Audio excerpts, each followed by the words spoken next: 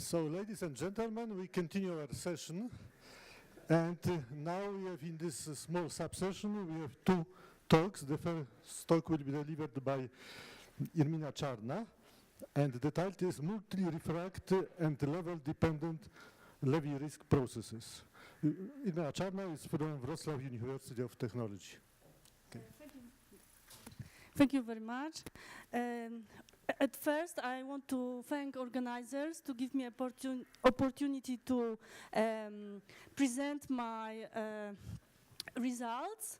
And this talk will be about multi-refracted and level-dependent Levy risk processes. And this talk is based on a joint work with Tomasz Bojdecki from Wrocław University, Luis Perez from CIMAT, and Kazutoshi Yamazaki from Kansai University from Japan. And so this talk will consist of two parts. The first part is about multi-refracted processes, and this is a quite straightforward but not trivial generalization of a paper of Kyprianou and Lofen from 2010. And the second part is about level-dependent Levy processes. And we used the multi-refracted processes as an approximation to obtain level-dependent processes and also some fluctuation identities for these processes. Okay, so let me start with introduce a process X. I will assume that process X is a process with stationary and independent increments and with Cadillac paths. So it's a Levy process, and additionally, I will assume that this process is a spectrally negative process, which means that this process can jump only downward. For a Levy process, the Levy hinging formula holds true. And here we have a characterization of such a process. Here is a characteristic exponent of this process. And here we have a drift part, a Brownian component, and the Levy measure. And during this presentation, I will also assume that this process X tends to infinity almost surely. Okay, now let me go to the refracted Levy process. So we define the refracted Levy process as a strong, unique solution of such a SDE. Here, process X, in a very general setup, this process X is a Levy process. And here we have coefficients delta and B, which can be any real numbers. But Kyprianou and Lofen, they proved that if we assume that X is a spectrally negative Levy process and delta is positive number, we can prove the uniqueness of such a SDE. One can see that here this function is neither Lipschitz nor continuous, and this makes problems to prove the uniqueness of for such a SDEs. So this is the main problem, and when we assume delta positive, we can. This is a very important assumption from which we can prove the uniqueness of solution of such a SDE for a general spectrally negative Levy process, because in a classical literature, for example, there are some results for such functions, but they assume that this process X is a Levy process with Brownian component. And for such a processes, for such a SDE, there are some results which prove uniqueness, which prove a uniqueness of such solutions. And from this SDE is also easy to see that below the level B, which we call also refraction level, our process U evolves as a process X, and above the level B, our process U evolves as a process, let's say, Y, and this is the process X from which we subtract a linear drift. Okay. So we have such a situation that we have some level B, we call it refraction level, and here is the process X, and here we have process X minus delta. We subtract some linear drift, and process U is going below and above the level B. So that's why we also call this process U a drift adaptive process. And there were some recent papers where authors they consider such a model as a model of paying dividends, for example. Okay, I will talk about this setup a little bit later. So yeah, there was a paper before. Yes. I hope I don't need this microphone. Okay, so before there was a paper written by Hans Gerber and Elias Schuh about optimal dividend strategies for a compound Poisson model, and they considered this refraction strategy as a strategy of paying dividends with some rate delta, and this is also the that's why they also assume that delta is positive. This is quite natural assumption from this point of view. Okay. Also, there was another paper of Hans Gerber and Elias Schuh, and in this paper they considered a model where this process X was a Brownian motion with drift, and they also consider some dividend strategies. There is a book of Søren Rasmussen and Hans-Jörg Arbecher about ruin probabilities, and in this book there is a chapter about level-dependent processes, which are more general class than refracted processes and multi-refracted processes, but they also assumed that this process X in this SDE is a compound Poisson process. With drift, and so why for this process the name is refracted process? So when we look at possible trajectory, maybe now we can assume that our process X is of bounded variation, or we can think about compound Poisson process with drift. So our process starts at some level X, and then we observe the trajectory. So here we are below the level B, and then we go, when our process goes above the level B, we subtract this linear drift. And here we can think that we observe the light of ray which refracts by going from one medium to another. That's why they called this process refracted process. Okay, and so, as I said before, in classical literature, for such a SDE, there are some results when we assume Levy processes with Brownian component. And so Cipriano and Laufen, they they constructed a pathwise solution of this SDE. Then they proved that from this pathwise construction for bounded variation processes, we can go to unbounded variation processes. And then strongly using this assumption that delta is positive number, they proved the uniqueness of this SDE. So I want to show their construction. So they used such as stopping times, which are defined recursively. So first they set S0 to be 0, and then for n equal 1, T1 is the first moment after S0 that process X goes above the level B.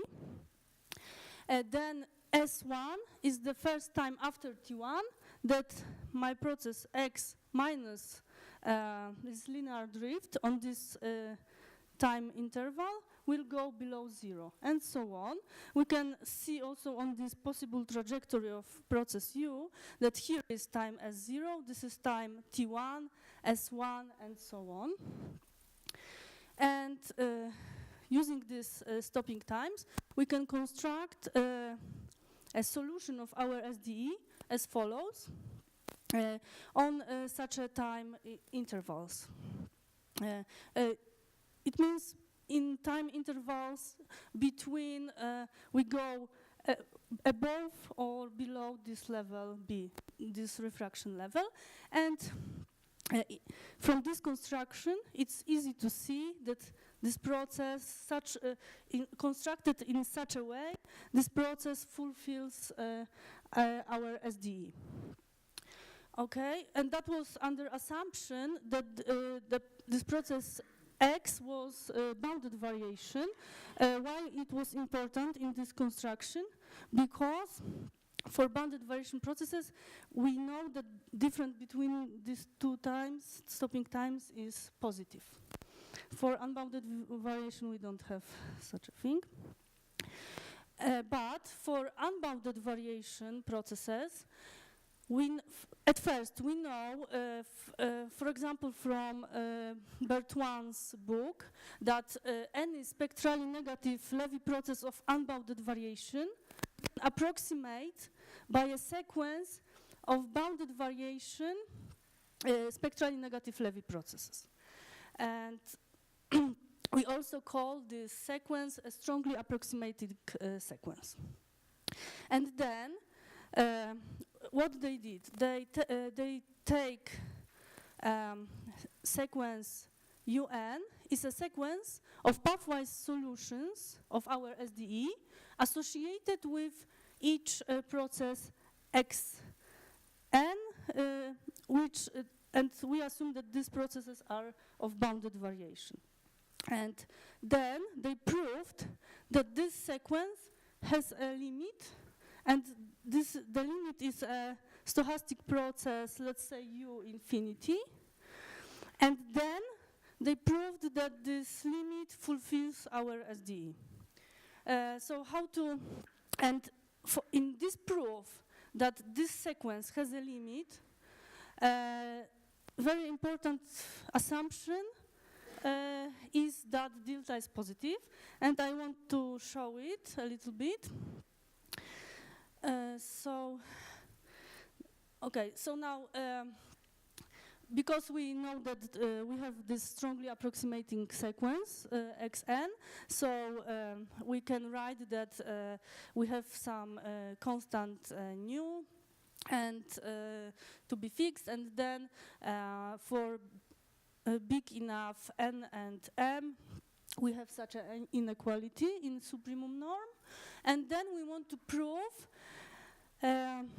such an inequality for processes UN, for a sequence of processes UN, and if we prove that, we will have that that this sequence is a Cauchy sequence in the Banach space consisting of Cadillac mappings from interval 0t with supremum norm. So we will obtain the previous thing that this limit exists. And to prove this inequality, the crucial thing was that if we take such a difference between these increments of for process US and process X, we obtain from our SDE, we obtain that this difference equals to such an integral. And to prove that supremum of this difference is smaller or equal to nu, the crucial thing was assumption that delta is strictly positive. Otherwise, because they proved it by a contradiction, otherwise we don't get a contradiction. So that was a crucial thing that they assumed delta positive. So they constructed a solution of this SDE for a general spectrally negative Levy process. Okay, so this is one more thing that, of course, we should prove that this limit fulfills our SDE, but this is easy because this holds. And then they proved the uniqueness of this SDE using this book of Katarzas and Chevret. This is a book about stochastic calculus for Brownian motion, but the idea, I think, is quite general. So they took, if we take any two solutions of our SDE, and we take a difference between them. In our case, this difference equals to such an integral. And then, from classical calculus, it's easy to compute that delta square equals to such an integral. And here, it is crucial that if delta is positive, these indicators, which are non-decreasing function, because if these indicators are non-decreasing functions, so if delta is positive, we will obtain that this delta square is smaller or equal 0, which means we get uniqueness. Otherwise, we don't, of course, using this method, we don't get uniqueness for such a SDE. So that was very important assumption for us. And we also found a paper of Tanaka, Tsuhiya, and Watanabe. They, for example, they considered very similar SDE to ours, and they proved that if the real part of a characteristic exponent of Levy process fulfills such a equality, so if it's O, small o to theta to the power -1, then exists a unique solution of such a SDE. Where this function is bounded and Borel measurable function. So of course our indicator fulfills this assumption. But if you, we can check that this assumption fulfills Levy process for which we have a Brownian component. Also, there was a lot of another papers, but still they needed a Brownian component to this Levy process for such a function. Okay, now let me go to our result about multi-refracted Levy processes. So as I said at the beginning, a multi-refracted process is a generalization of refracted process. When we think about, at first we thought about two barriers, and then we can generalize this idea to any k barriers. So we define our multi-refracted process UK as a solution of such a SDE, and we assume, again, we can assume that deltas are any real numbers, but to prove uniqueness of such a SDE, we need assumption that these deltas are positive. And we have such a monotonicity between barriers. This is also important assumption, but we can assume that these barriers are any real numbers. And so one can see that below barrier B1, our process UK evolves as a process X, and in between every interval, level interval, our process U K evolves as process X with such a with drift subtracting with such a coefficient which is a sum of these deltas. And also important assumption for us is that the sum of deltas is smaller than C. C is a drift hidden in this process X. We assume that this process X, which is spectrally negative, has his own drift. So this assumption is very important. Why? Because in this construction, pathwise construction, it was important that I can go to level B only continuously. And I can go below level B only by jump. So that was important in this pathwise construction, and this assumption makes me to be in this setup. So this is very important also assumption for us. And then, and of course, this is needed for bounded variation processes. And then this is our, so we did the same steps as Kyprianou and Löwen. We also construct a pathwisely solution of our multi-refracted SDE. So at first we define the process UK minus 1, let's say 0. So maybe I will say that the most important thing was that we realized that to solve this multi-refracted problem, we have to think that if here is a barrier BK, the highest one, and here we have BK minus 1, and so on, the crucial thing is that to see that below the level BK, our process evolves as a process UK minus 1, as a process multi-refracted with K minus 1 barriers. And that was the very simple but important observation for us.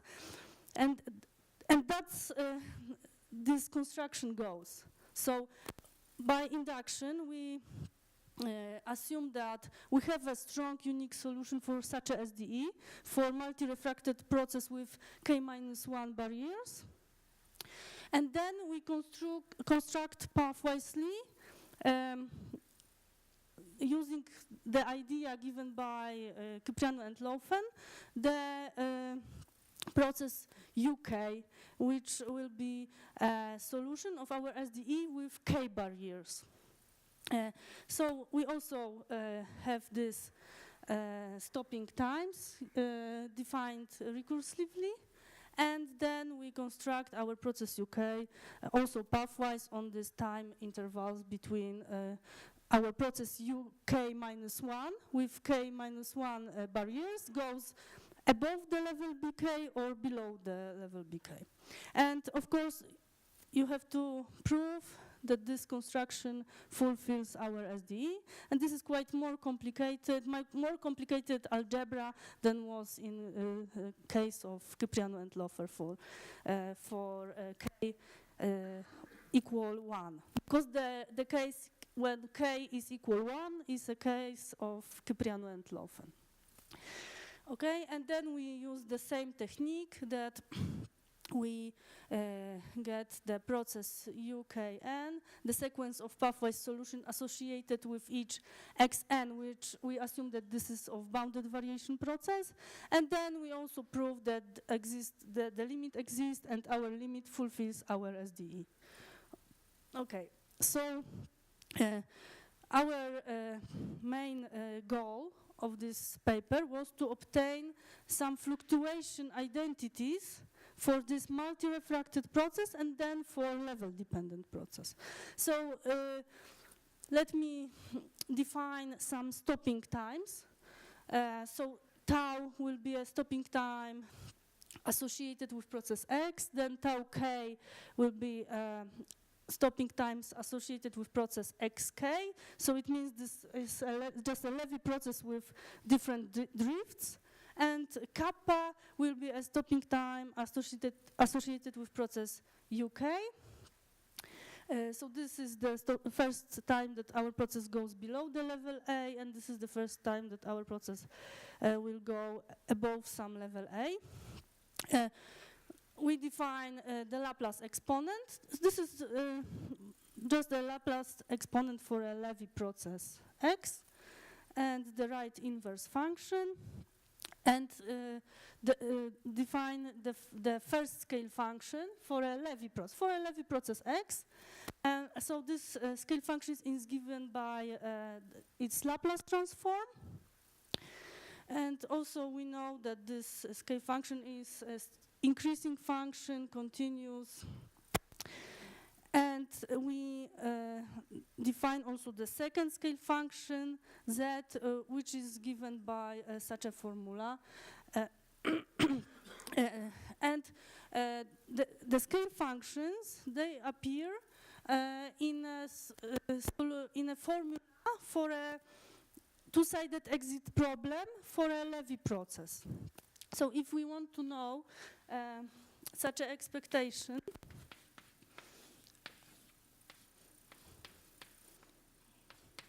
so this is for a Levy process X.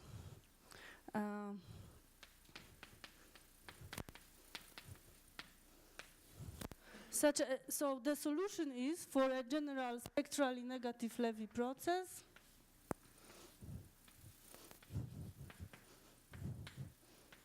So this is the solution for a general Levy process, this formula for a two-sided exit problem. So the scale function appears, and if we want to have, so this means that we will reach the level A before we will be ruined, for example. And if we here, instead of level 0, take, for example, some level D, here we have a scaling property of our scale function, for example. That's why we have the name for this function, also scale functions. And now I just want to define the Laplace exponent of process xk.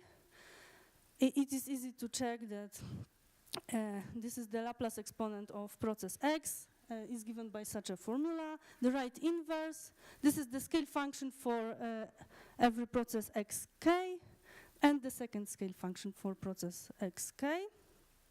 And now, here it appears the scale function small w, such a function, and this function was firstly introduced by Kypriano and Laufen, and this function appears in two-sided exit problems for a refracted Levy process.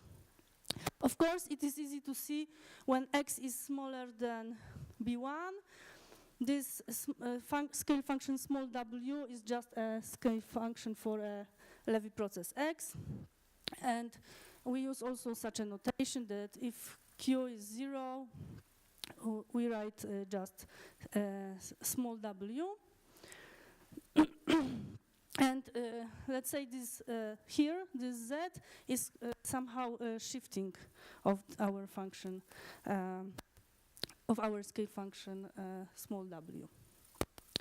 And this scale function small wk appears in a solution of two-sided exit problem for multi-refracted process.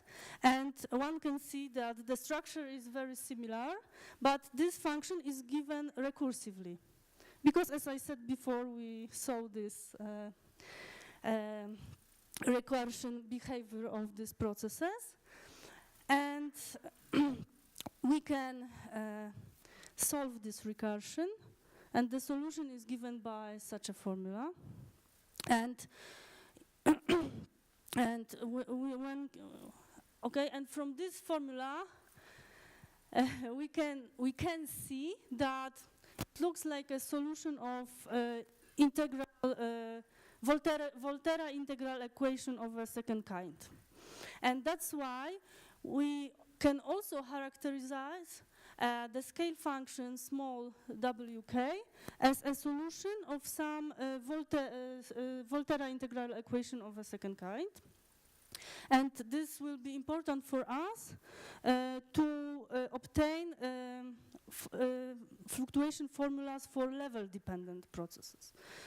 So, okay, now I want to just show that this is classical, let's say, formula for ruin probability for Levy process X. This is formula for ruin probability for process XK. This is formula for ruin probability for refracted process obtained by Kyprianou and Lofen. And this is formula for ruin probability for multi-refracted process. And as I said before, we can show that we can take a function phi k given by this formula, and we can consider such a Volterra integral equation of a second kind. One can see that this is not exactly Volterra equation of a second kind, because here we have a derivative of this function small w, but when we get derivative of the left-hand side and right-hand side of this equation, we will get the Volterra equation of a second kind. The same story is for the small z scale function, which is associated with the second scale function z for a Levy process. And we can prove that our function, multi-refracted scale functions, fulfills exactly the derivative of our multi-refracted scale functions fulfills Volterra integral equation of the second kind. And that was important for us because we used the theory of Volterra equation of the second kind to show that using these multi-refracted functions, we can approximate the level-dependent case. I will show it later. And now I want to present the formulas for exit problems for multi-refracted process. So this is the two-sided exit problems to go to reach level A before we go to the level D. And here we have the two-sided exit problem that will get ruined before we reach the level A. And one-sided, of course, from two-sided exit problems, when we go to the limit with some coefficients, we can obtain one-sided exit problems. And here also we have some multi-refracted functions which are given by, we can give them for them a recursive formula, or we can give for this function, we can write this function as a solution of some Volterra integral equations. And now I want to go to stochastic differential equation given in such a form when we have, let's say, general premium rate function phi. but we have to make some assumption, of course, for this function. So, of course, if we assume that this function is given by such a formula, we are exactly in multi-refracted case. But we assumed, if we assume that this function is non-decreasing, we need also, for a uniqueness assumption, that this function is continuously differentiable. This is quite technical assumption which we can relax easily. And for a bounded variation, we also need this assumption because we constructed pathwaysly our process before, so we also need this assumption. And then, using multi-refracted processes, we can go from multi-refracted theory to level-dependent in such a way that we show that there is a sequence phi n which goes uniformly on compacts to this function phi, and we have such a monotonicity between these functions because we had this monotonicity between functions for a multi-refracted case. And if we take such a sequence of multi-refracted premium function, if we consider our SDEs for such functions, we obtain multi-refracted MN multi-refracted processes. And then we can show that we can use these multi-refracted processes to approximate process U, which will be a solution of our SDE for a general function phi under this assumption which I said before. Okay, and I want to talk a little bit about previous results about level-dependent processes. So, as I said before, there was a chapter in a book of Asmussen and Hans-Jörg Albrecher about level-dependent processes, but they assume that this process X is a compound Poisson process with drift. There was a paper of Ewa Marciniak and Zbigniew Palmowski. They considered also this level-dependent, or they called it surplus-dependent premiums process, and they consider the dividend problem for such a process, but also in a setup that process X is a compound Poisson process with drift. There is another paper of Hans-Jörg Albrechter, Corina Konstantinescu, Zbigniew Palmowski, and another authors about asymptotic results for a surplus-dependent premiums.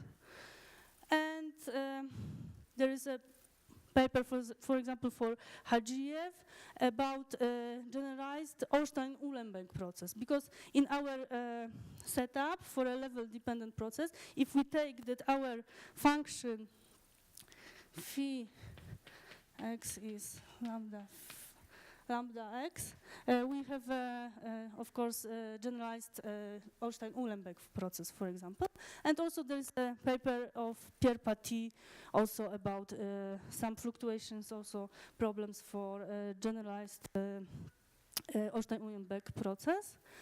And so this is they defined this level-dependent, surplus-dependent process in such a way in this book of Asmussen and Albrecher, and also in this paper of Zbigniew Palmowski, Ewa Marciniak, etc. So one can see that in this function P, the drift is, all drift is hidden in this function P. We have a little bit different because we have that in our process X there is a drift, and there is and this is another drift in this function phi, but this is only a cosmetic difference, let's say, and they obtained ruin probability for such a process.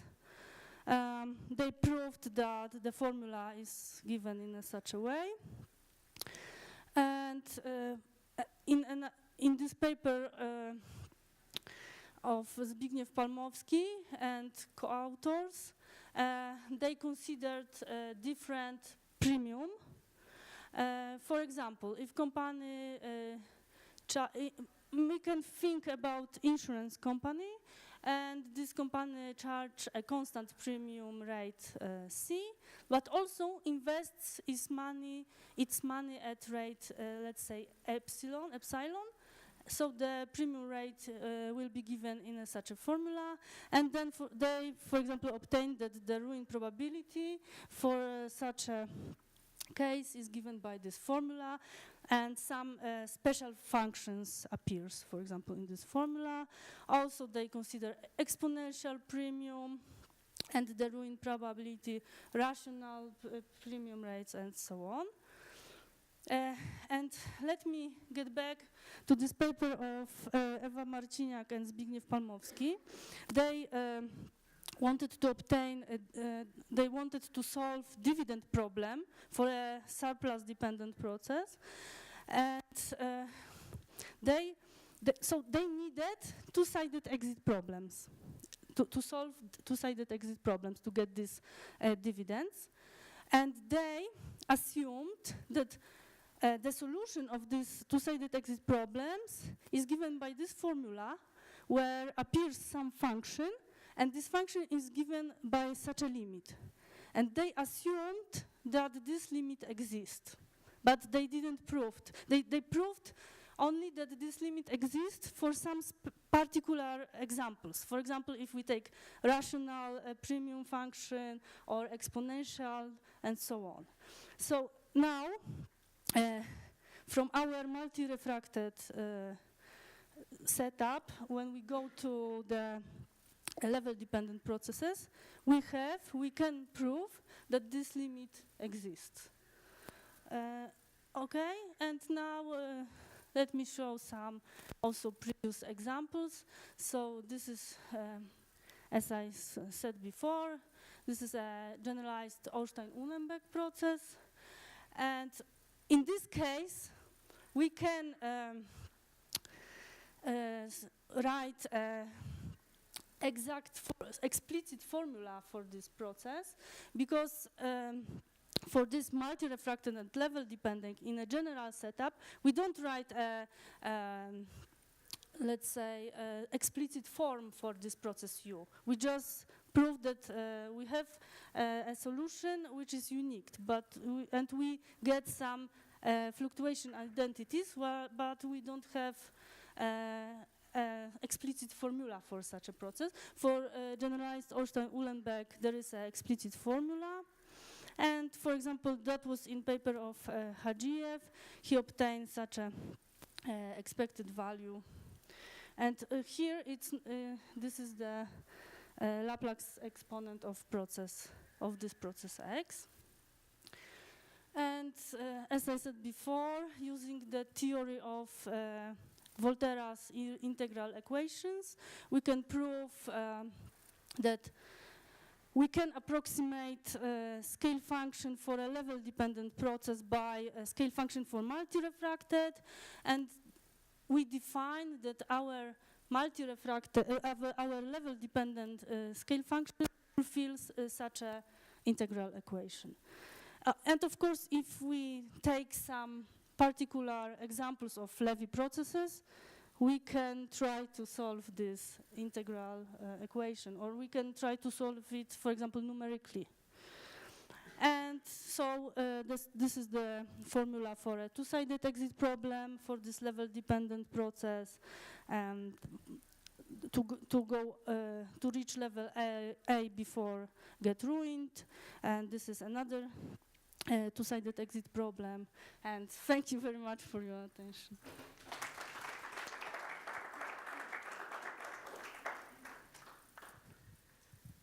Okay, so we have time for questions, comments. So, please. I was wondering if the multi-refracted Levy process can be, or the scale functions that appear in the solutions can be related to the quantum-Hinging formula, because, for example, for some kind of random variables, we can have an explicit solution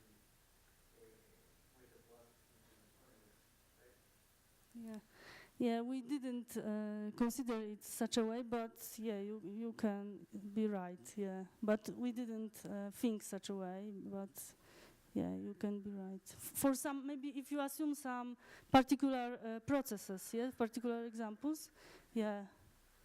You check more on the premium side, Mhm. but maybe the random variable that are the times of a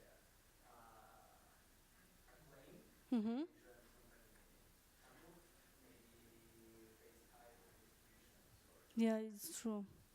Yeah, because in the book of Asmussen and Albrecher, they said that this integral equation probably has only solution for exponential claims. But we also want to try Erlang maybe, and maybe also face that. Yeah. Okay, another questions, comments? So I have only one question. So because your talk concern many modeling, so you model multi-refract process using delta and using this thresholds B1, B2, but have you any examples of optimization? Because if you want to optimize it, because now you have a nice characterization of in essence, controlled process, because this delta and B can be considered as a controlled. Have you studied any control problems? Yeah, we started, but in such a setup that when we consider now two barriers, and when the process is somehow shifted. So when we are below the first barrier, we say that we add drift, and we think that this is, for example, capital injection to a insurance company, and then we change the when we go up through another barrier, we subtract this drift, and we think about asset dividends for these two. Okay, I don't see any other questions, comments, so let's thank our speaker once again. And let's make 2 minutes, just a technical break, just to arrange another talk. 2 minutes break.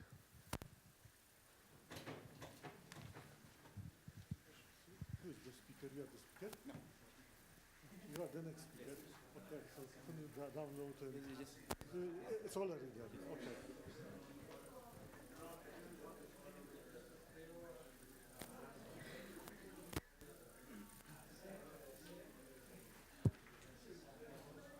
Just 1 minute.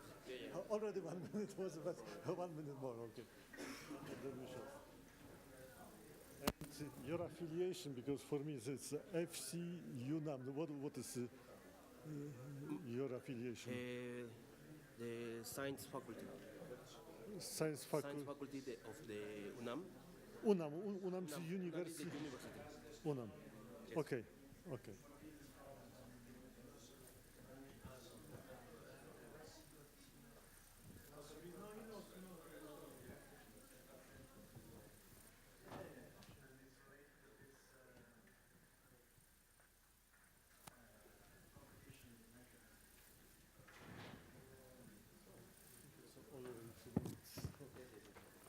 Okay, so our break is over. So continue our session, and now the talk will be given by Professor Fernando Baltazar Larios from UNAM University, and the title is Face-Type Law of Mortality and Stochastic Expectation-Maximisation Algorithm for Construction of Mortality Tapes.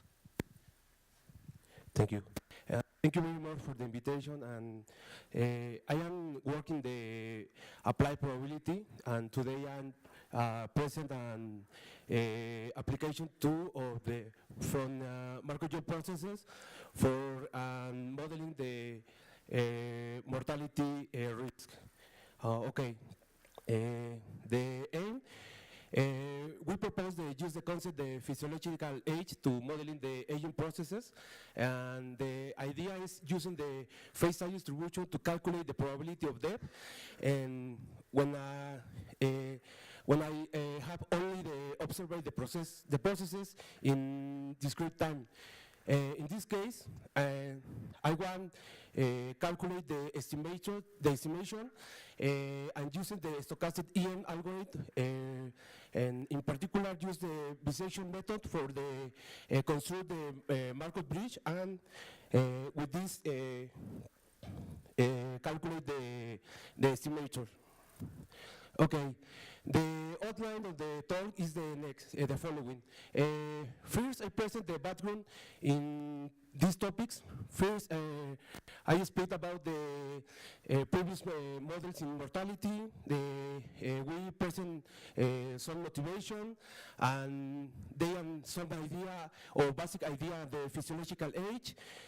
What about the phase time distribution? After I press the model and data, in particular data, the discrete case. After I speak about the likelihood function, because I try to use the maximum likelihood for the using in the estimation part, and finally I present the one application when real data for the model. Okay. The mortality risk is very important for the calculate the premium in the companies, insurance companies, because this is basic for the calculate the premium and reserves who guarantees the solvency and the financial stability. The first the study in the human mortality is in the 17th century, with highly built the first annuity table based in the lifespan. This work is important because he observed the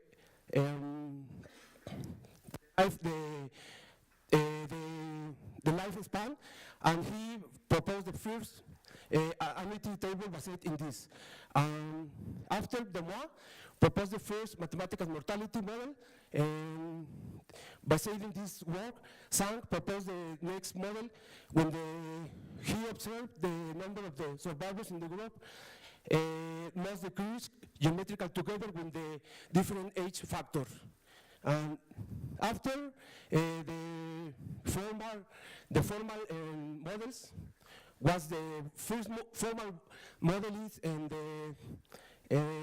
these Grumpers, the Grumpers models, he proposed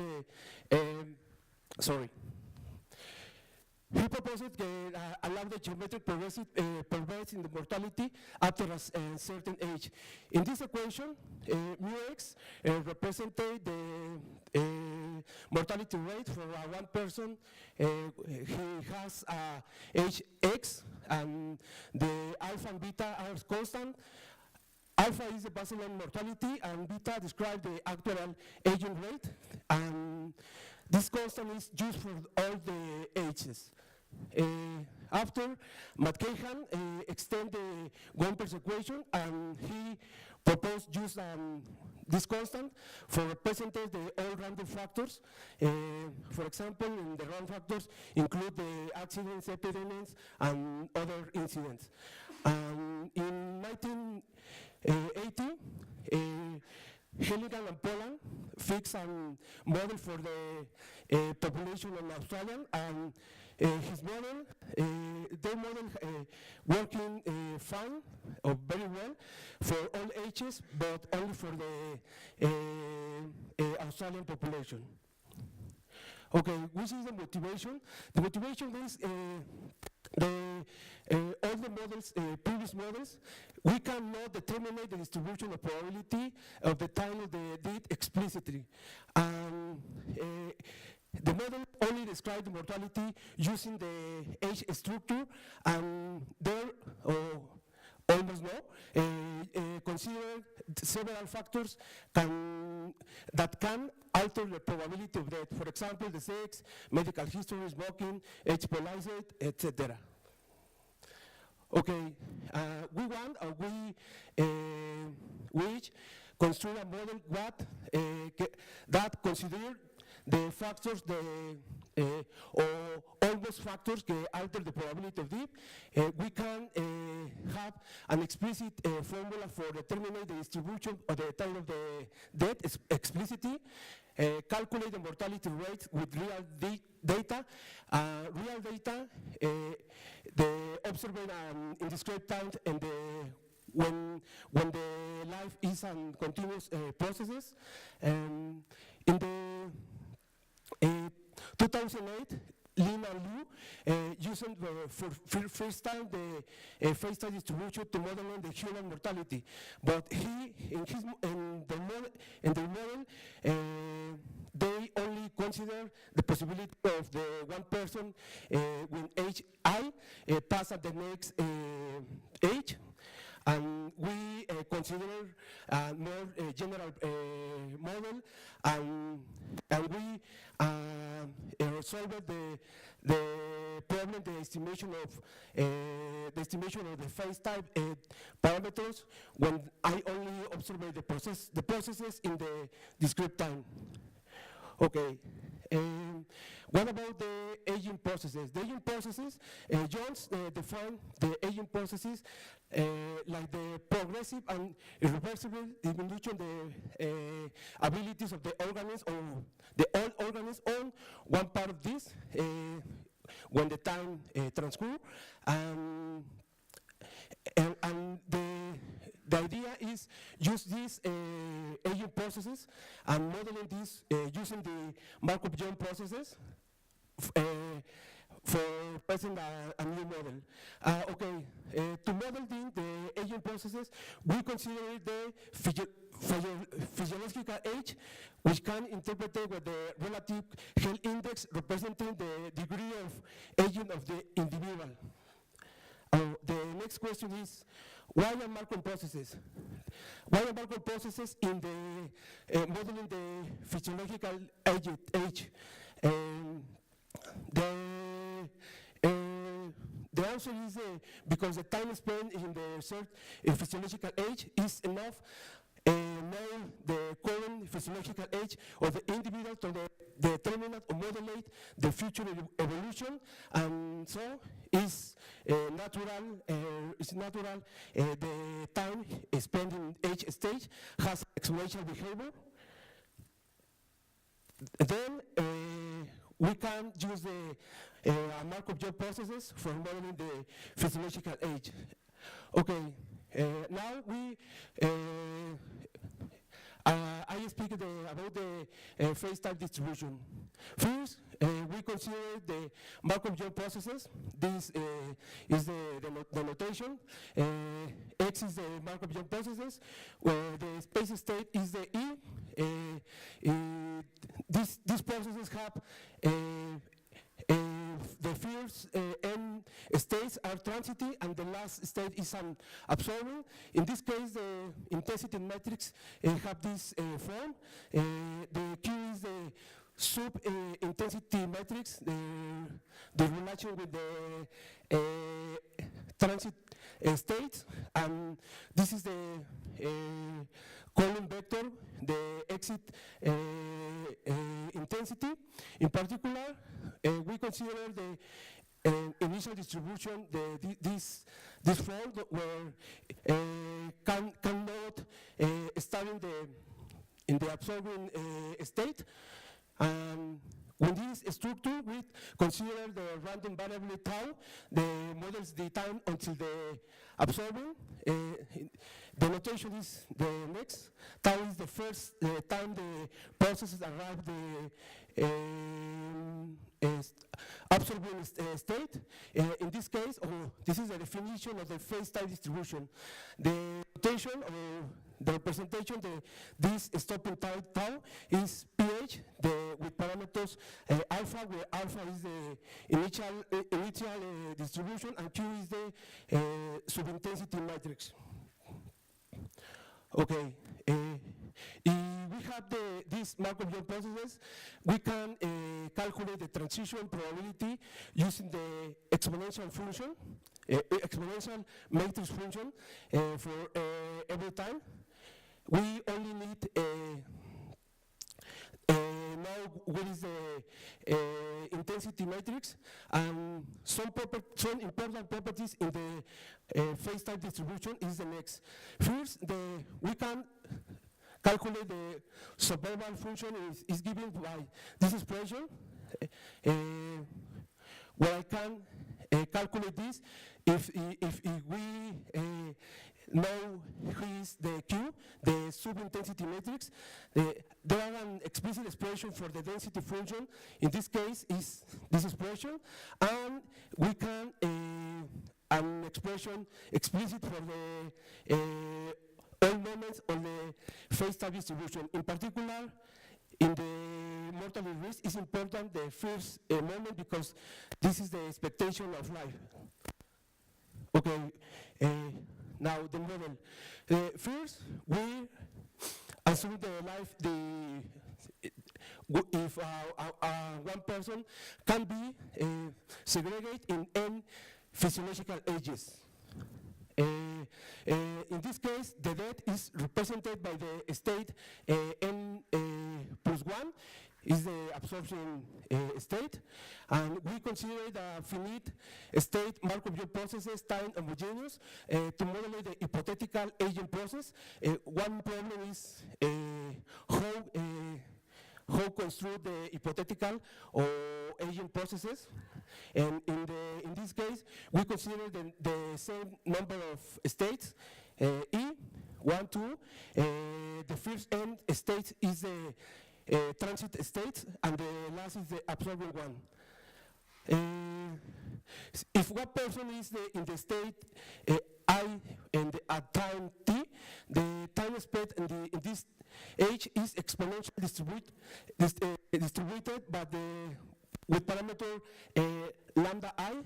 With this condition, the state is a transit state for the first n states, and the last is the intensity is 0 because this is an absorbent state. Then, with this condition, the follow this phase-time distribution parameters. Depends in which in the state of the age the person. Okay, we propose the following evolution of the aging processes. Is the same. When one person has a physiological age and time tip, is for the first state, after age time, we consider 4 possible cases. The first is the person continuing the current state. Second, a natural development of the aging processes occur, and then eventually the transit of the next physiological age is present, and the person pass the age I of the age I plus 1, and this intensity is the corresponding. The aging processes is affected by the unusual incident, which is caused by, but in this case, it's affected by an unusual incident, but the people or the person not die.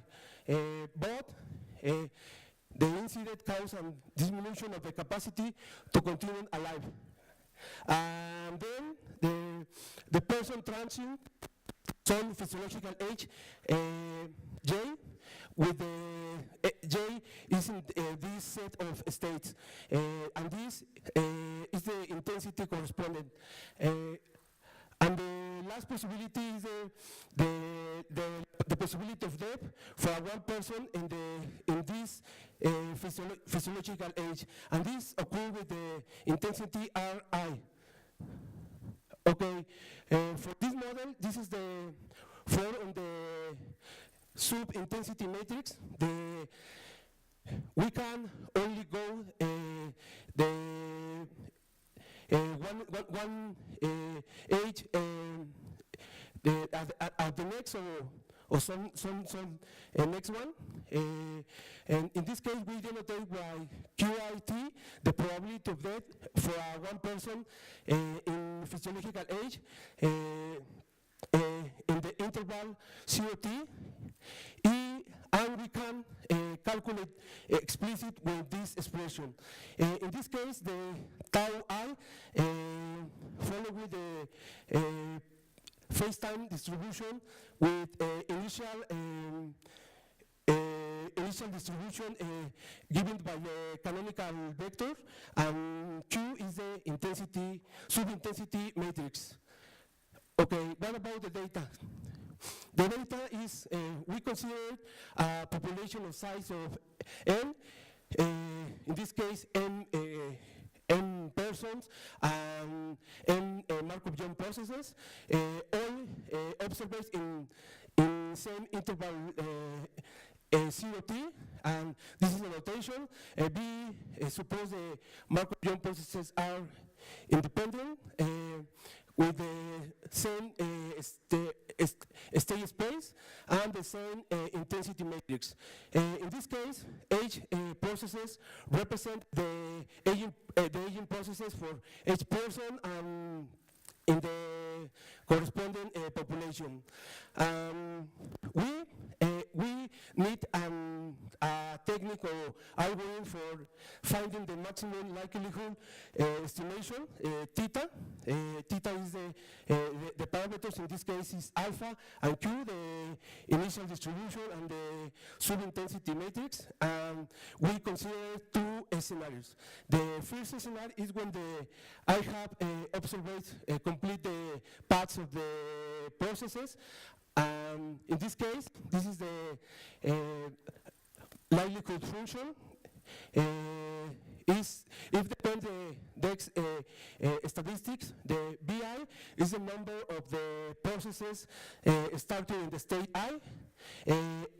NIG in function of T is the total of number of jumps from the state I to J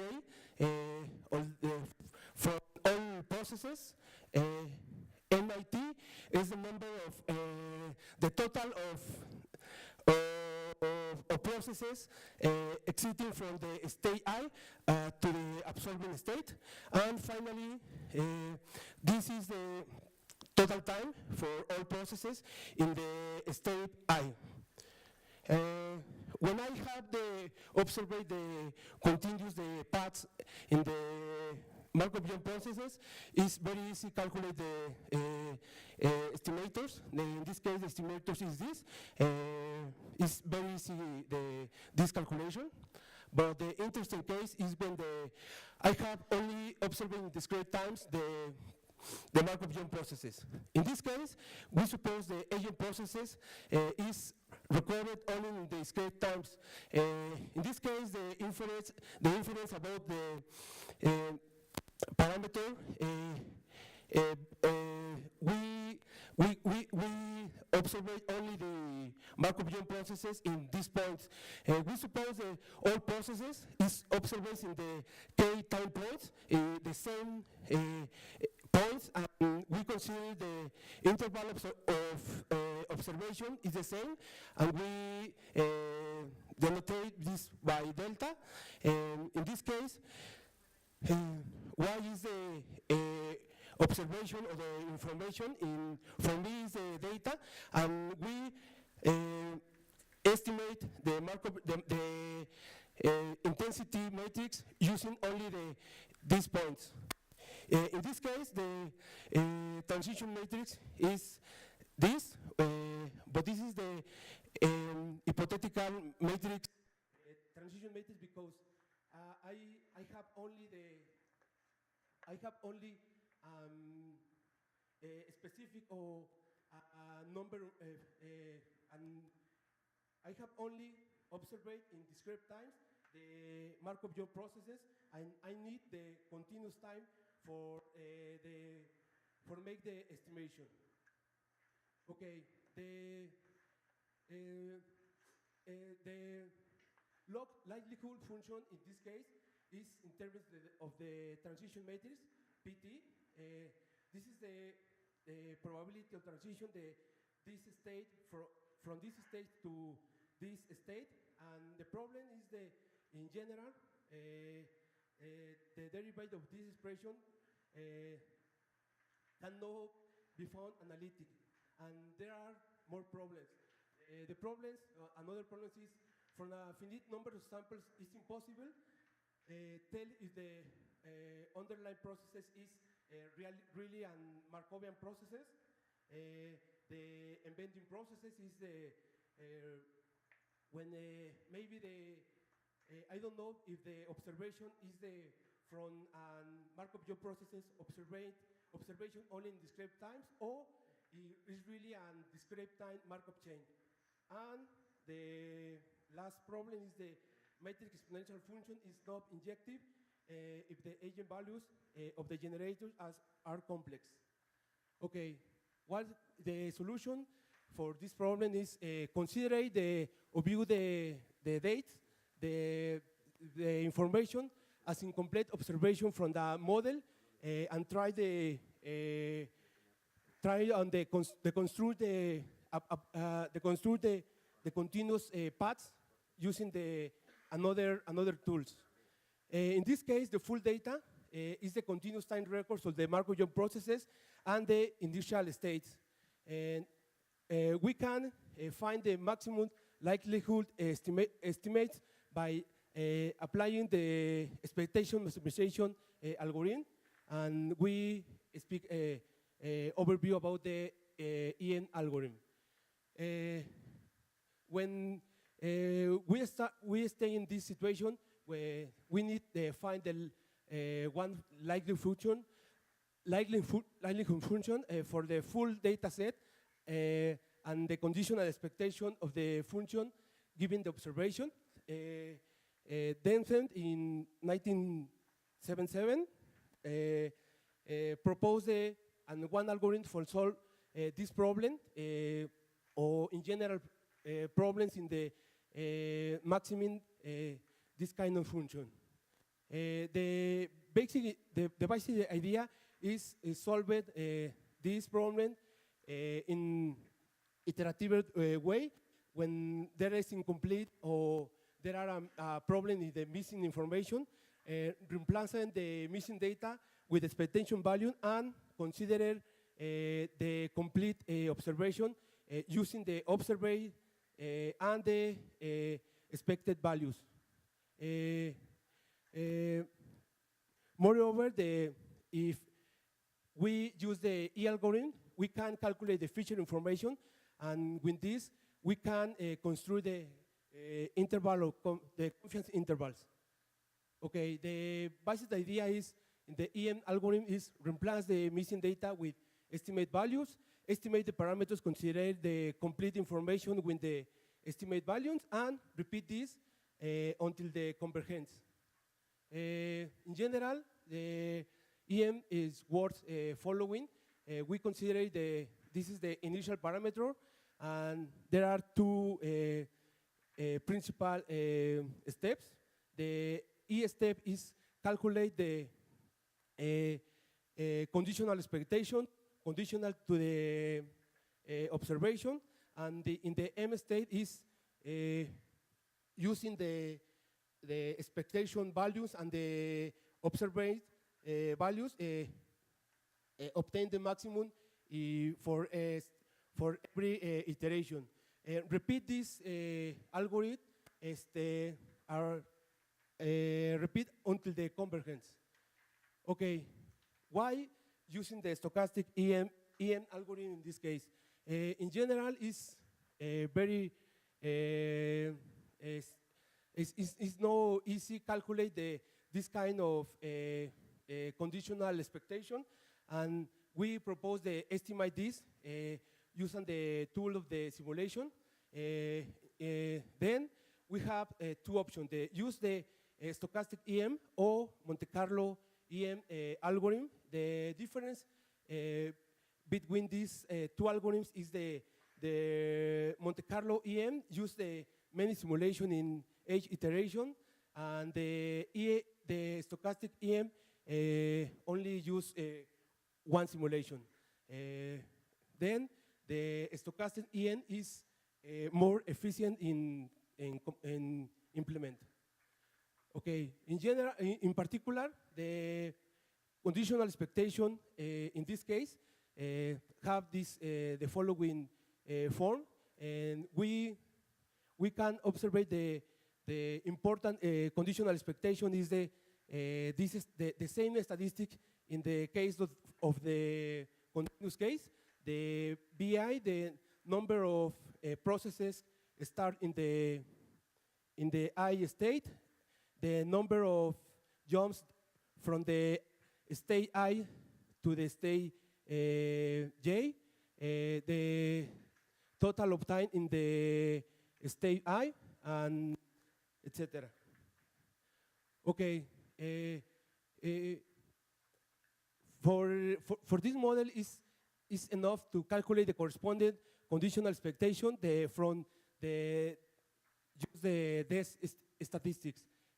We can calculate the total or the global statistic using the corresponding for the every processes. In this case, each process is represented for the M. M is the number of processes. In this case, for example, this is the number of processes. Sorry, number of jump from this state to this state when the observation is time tk in the state I, and the bridge n in the state j at time tk. Now the problem is calculate this expectation, this conditional expectation. There are many proposals for solve this problem, and Holben and Jensen propose three methods for calculate the conditional expectation. These methods are eigenvalue decomposition, uniformalization, and integrals on exponential. And in this paper, the authors implemented and compared these methods and say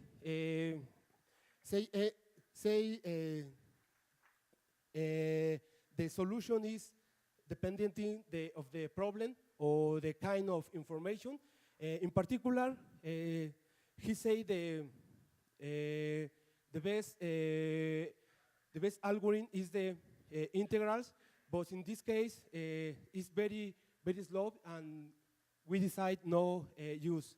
Another possibility is use the eigenvalue decomposition, but when it's necessary the intensity matrix in each iteration of the EN algorithm is diagonalizable, but this is not necessarily true. In this situation, we propose use the construction. We propose use the simulate Markov bridge, Markov bridges to calculate this conditional expectation, and the idea is generate L samples of these Markov bridges and uses this for the approximation the respective conditional expectation. In particular, for the construction of the Markov bridges, we used the bisection method. the dissection method from the by Asmussen in this year. Okay. Also, if we use this dissection method, we can use this for the we can use for the method for the variance reduction.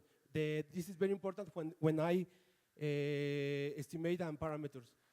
Now, using the bridges, we can approximate this conditional expectation for using the L paths, using the bisection condition, the bisection method, and we have one solution for the conditional expectation.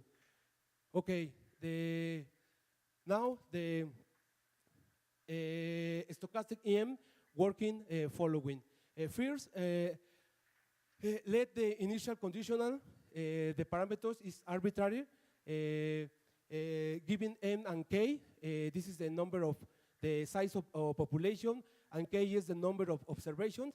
We generate the L paths of the Markov bridge, one for L for one Markov-Young processes using the parameter theta in step E, using the corresponding equation for calculate the conditional expectation, and using this equation for calculate the global conditional expectation conditional at the observation.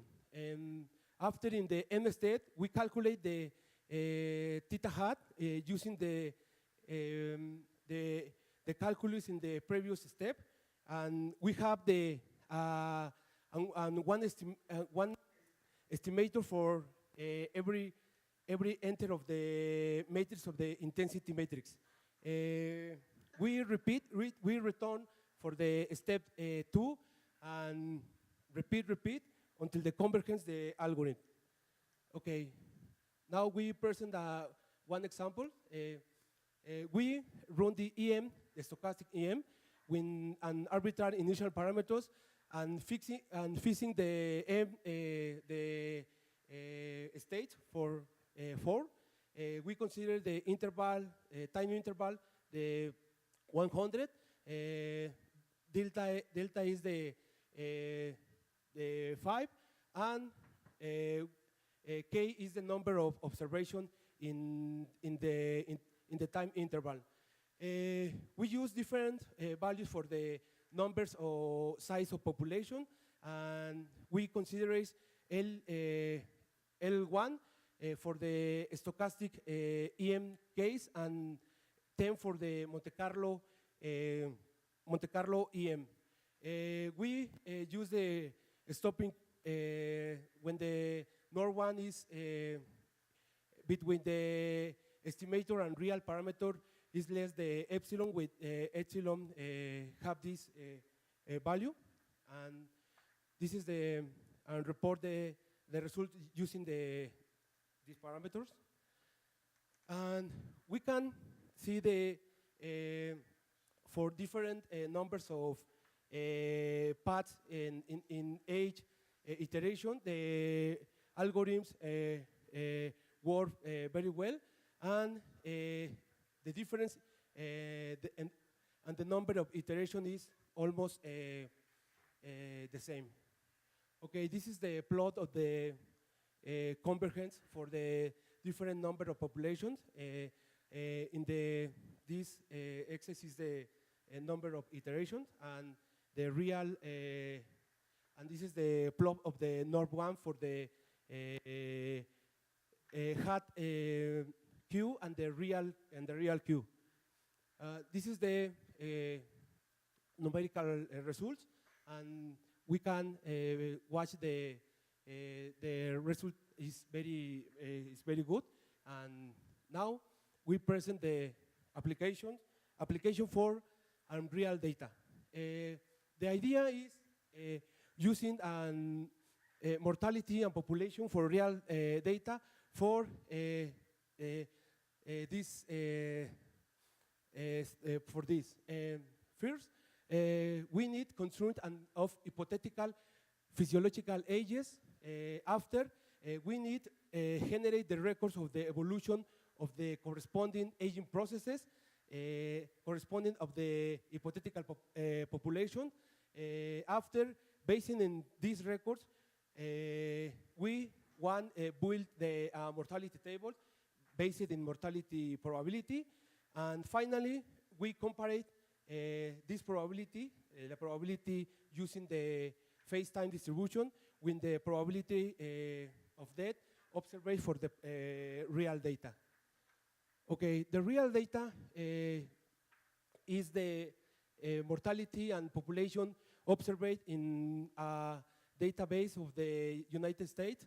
This database contains annual information of the mortality and population from 1993 to the 2013. Really, this database is more contains more information, but we only use because in this interval of time the information is complete. In this case, in each year, the information is classified in 111 ages, from age 0 to age 110, and this denoted by mu ij, the probability of death observed for the one person at the age I in the corresponding year j, and this is the we consider this probability. The probability is this represents the probability of death one person with the age I. Now we need construct the hypothetical physiological age. Since the biological age is the most important factor for the construction of the physiological ages, then decide using the same number of states, in this case n 110. Now we had to calculate the probability that the one person passed from age I to age G in 1 year. 1 year because the information is recorded every year. This probability, we use this notation, PIG, represent the probability of one person pass the age I to the age G. Now, we define the SI by the proportion of the people at the physiological age, the age I, who present a very healthy life. Healthy lifestyle was defined by in this paper, and the conditional for the one person is classified that a people the healthy lifestyle is if he has the following condition: he exercise, diet score, body fat, and non-smoking. Based on the information of this paper, we use this number for the calculate or estimate the proportion of people with the healthy life. After we based in the National Vital Statistics Report from the 2013, in the Health and Human Service, there are 15 causes of death for this year, and we can group these causes into three incidents: the accidents, the suicide, and the design. In this case, we define gamma IL be the probability the one person at the physiological age I present and one incident type L. For L, for the three different incidents. This based on the information, we calculate the probability of one person have an what kind of present or no, what kind of incident we use this expression. Okay, now we can propose the probability or the transition probability for 1 year. In this case, the first case is the person continue in the same age. The condition for this is the people first not dead. This is a healthy people and no present the incident. In the second case, the person passed the age I to the age J. When no die, he is not a healthy people, and he no present incident.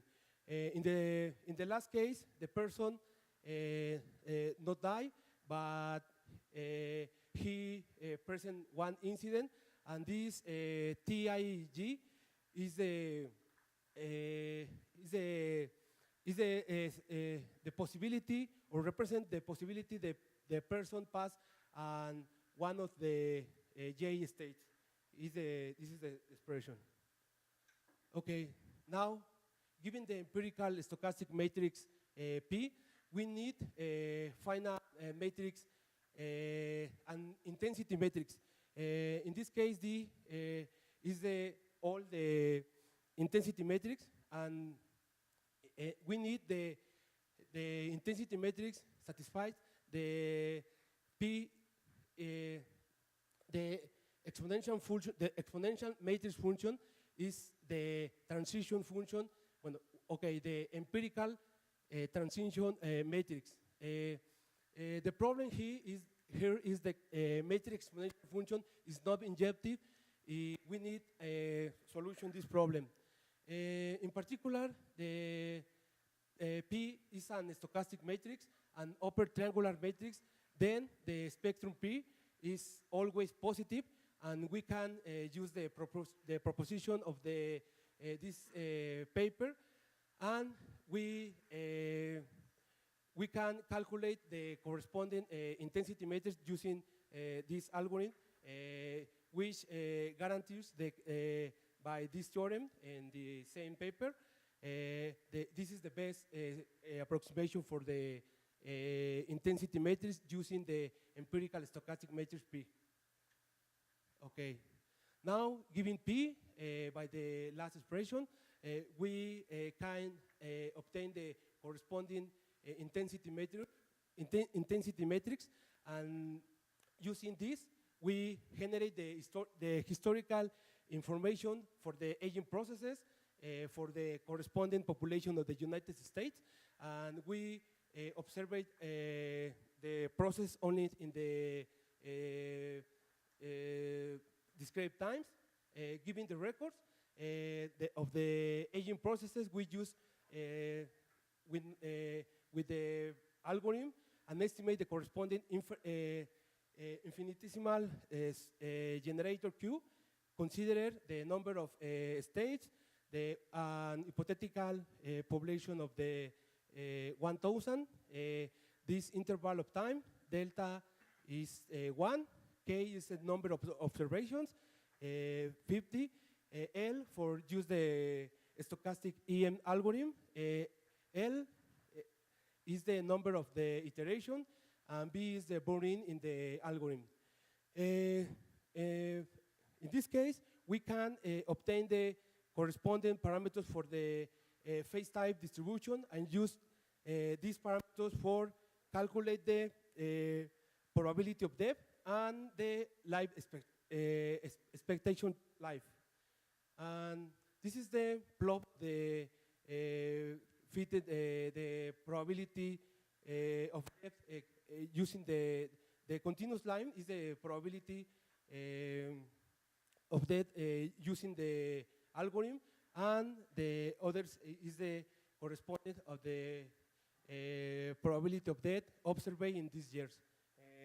We can the algorithm work good, and finally this is the corresponding expectation of life for the using the aging processes and the phase time distribution.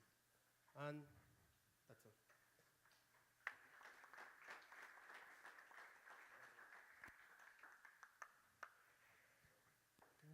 Do you have any questions, comments? The last picture were the comprehensive results. Yes. And my question is, what if you include some other explanatory variables like gender?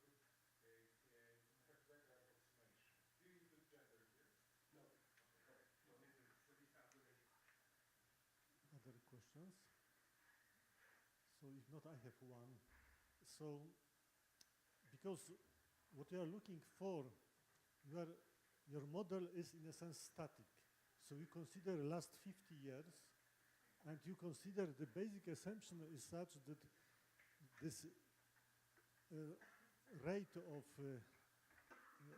has not changed to the last 50 years.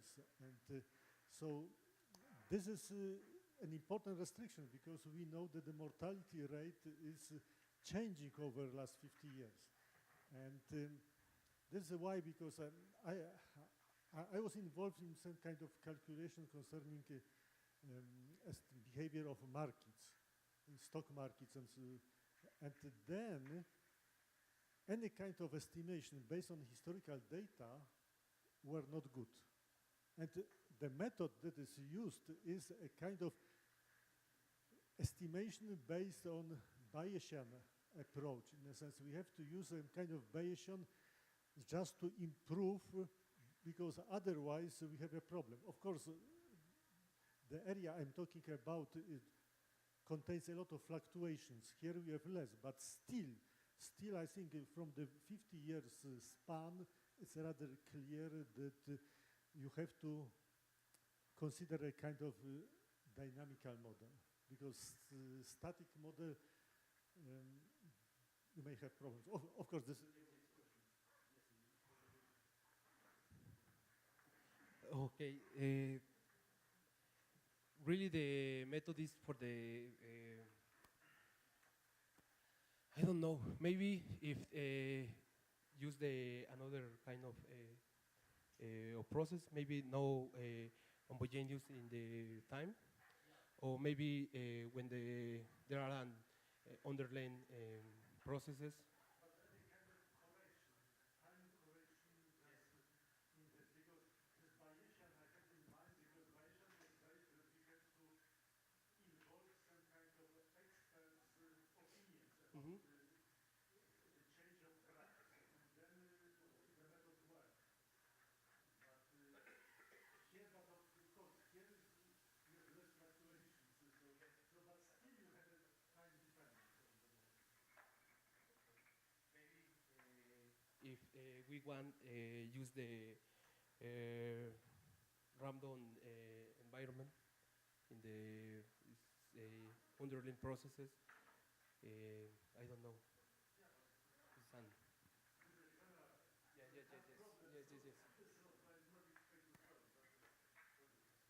Of course, okay. Another question, comment? So just pointing that there are a lot of stochastic mortality models, right? Where you can see, where you can use all the work that has been done in finance. For example, taking a